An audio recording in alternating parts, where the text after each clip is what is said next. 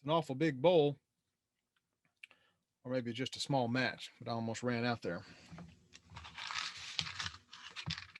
Time was not on my side. Good evening, pipe smokers from the YouTube community. It's there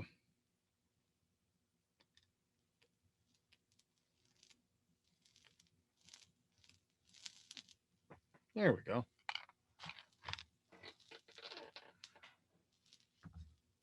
It's been a little bit since my last video. I was doing good there for a while. I was able to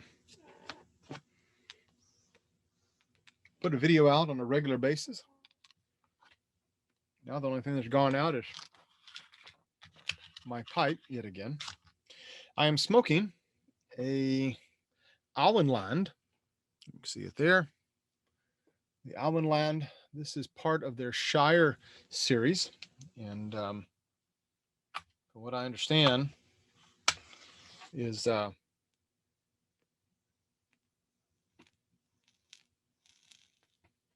Auenland actually means pleasant land, or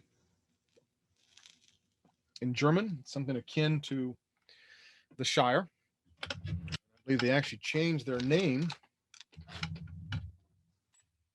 They didn't have to pay royalties. So, in it, I am smoking. I don't know if you can see that, Old Toby. I'm taking out the package and I put it in my little canister here. I got this mainly because of the name. It said Old Toby. I had to order it. So I'm a sucker for marketing, especially when it comes to medieval things, fantasy things, Tolkien things. When I got it, I picked it up from the Country Squire. I believe that's the name of the place. And as soon as I opened the bag, I thought, wow, that really smells very familiar. And it is identical to this one. See if that'll focus in. The Malto Dolce. It looks, it smells, it has that coconut, I guess I'm at the beach kind of smell when the tin is just as wet. If I didn't know better, I would say they took a tin of this and they stuck it in a bag and they said, hey, let's give it a medieval name based on Tolkien's writings. Some sucker will buy it. Yeah, and they found me. So I am that one. But I'll take it because I at least can say I'm smoking some Old Toby. And I get to smoke it out of my Auenland pipe, one of my favorite church warden pipes. It is Thursday evening here in the Grand Rapids area. I wash my hair and it's all over the place. So I had to put a hat on. I like these hats. I don't wear them enough, but no, I thought for sure I could blow a smoke ring since I have a church ward in my hand, but it doesn't work that way. Anyway, just wanted to make a quick video on this. It's a beautiful night here in Michigan, or evening. Temperatures have gone down. It's in the upper 70s. Humidity is kind of left, which I love that about summer. We had a hot week, the last week and a half, and I've been quite busy with things at work and then my yard, and there's a lot of things that seems to be going on. But I did want to jump on, share with you my unusual purchase of Old Toby, and just say thank you. I have reached 100 subscribers. I'm amazed at that, and just the outpouring of friendship that I've had with several of you, the interactions, it's been tremendous, and all the shout outs. Curmudgeon Piper, I think, is one of them that has done that, and there's several others, but I really appreciated that, and hopefully I can make some more content of what I've been doing here the last couple, kind of looking at some archaeological historical backgrounds and how they relate to the biblical text. I have been reading the Lord of the Rings a little bit more here lately, and going through that, and I've been underlining some unusual phrases or unique phrases that Tolkien uses, the ways in which he kind of describes things. And I like to pull a couple of those out and just kind of see what Tolkien wrote in this fantasy book that really can give life lessons to people today. So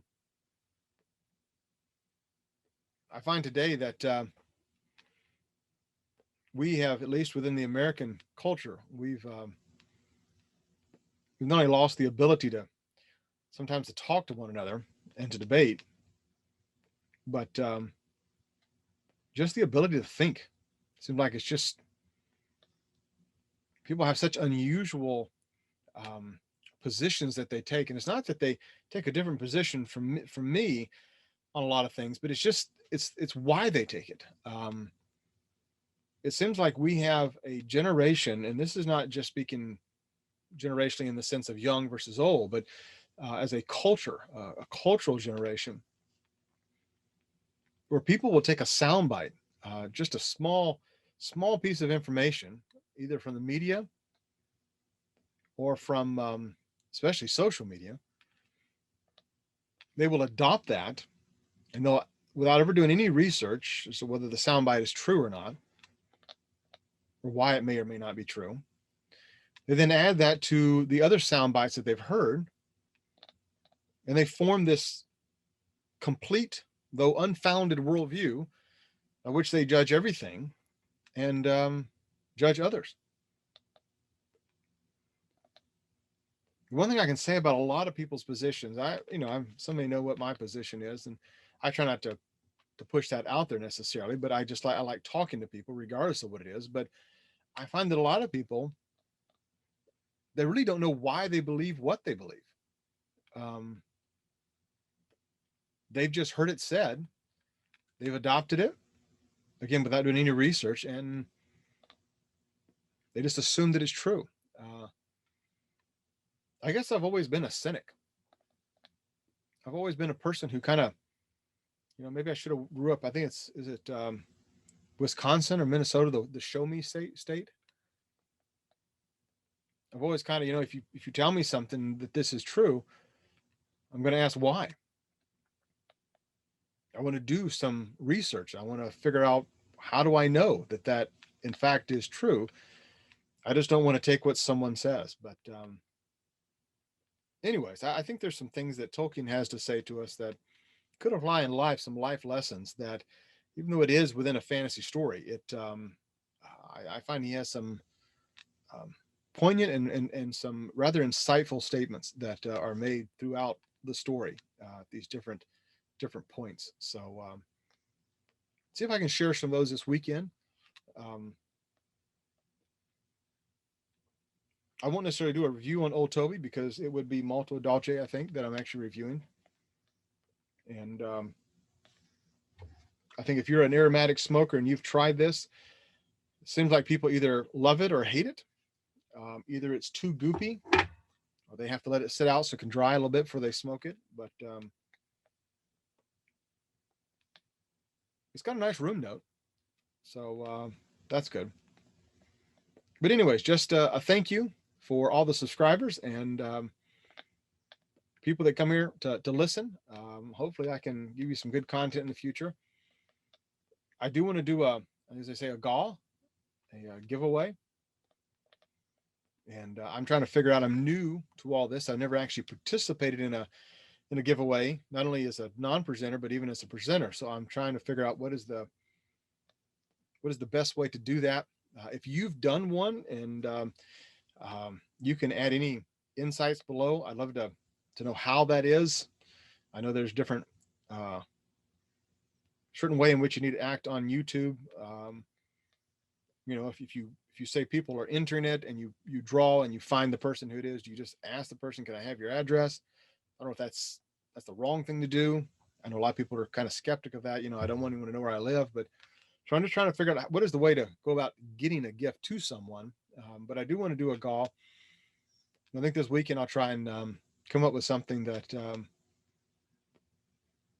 could be fun to be a part of. So, anyways, thanks a lot. I hope that your weekend goes well. I hope that you're able to do the things that you need to get done. And